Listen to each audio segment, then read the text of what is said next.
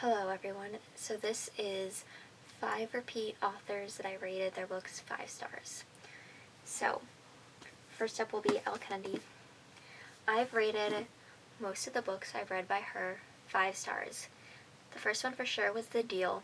I rated that 5, and that's the one I have right here. I also rated The Score and The Mistake 5 stars. I believe I rated The Risk 5 stars. Yeah, I also rated The Risk 5 stars.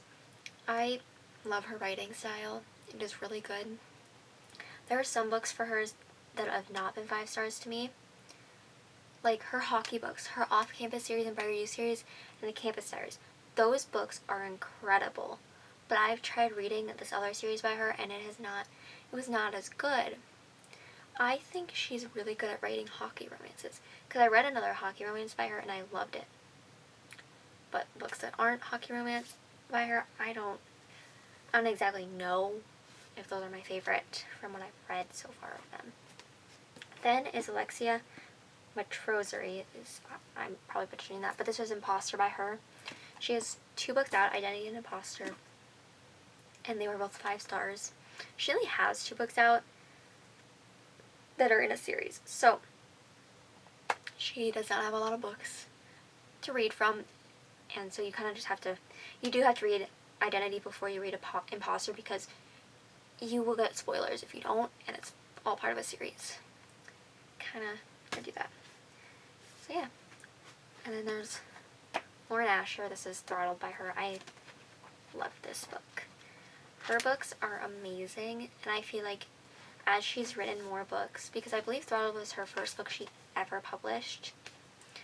I'm almost certain on that. I might be wrong, but from what I know, that's correct.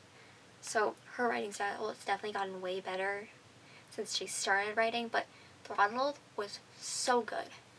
The series was really great that was from, and then her other 2 series are great. So I love all of her books. Some are not as, I don't love as much as certain ones, because I feel like all of her books I've either rated 5 stars or 4 stars. I don't think I've rated a single one 3 stars. 5 stars for me is amazing. I love that book, and 4 stars, it's really good. Do I love it as much as I love a 5 star? No, but do I love it? Yes. 3 stars, it was decent, it was good. I didn't hate it, I didn't love it either. So I liked all her books so far, I believe, really well. And then next up is Ana Huang. This is Twisted Games by her. Her books are so good. I love the Twisted series. It's behind me, if you guys can see that. I have not read her Kingston series, but I have all the books that are out. The ones I've read from her are amazing, though. I like the style of writing. I like the storylines. People don't like certain parts in Twisted Love, but I do like those parts because it did show Alex's vulnerability. That's why I like them. And she knows definitely how to, work the characters and tell a story. And the tropes in the books are really good.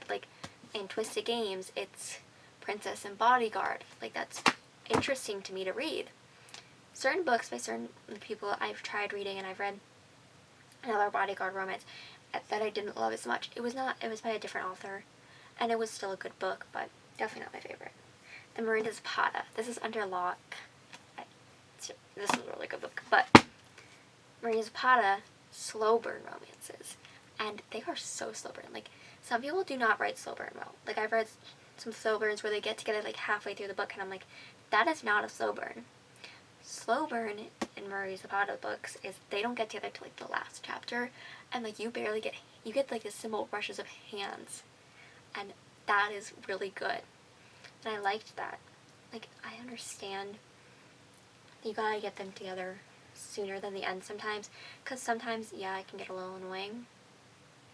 So maybe a few chapters before the end, but you don't want in a slow burn them to get through together so quickly. That's what a normal romance is. A normal romance, Twisted Games, I believe they were sort of together by halfway at least. So that makes sense for a normal romance. I also haven't read Twisted Games in 2 years or a year. I think this is 2024, actually. I believe this is 2024. So it's been a while since I read this one.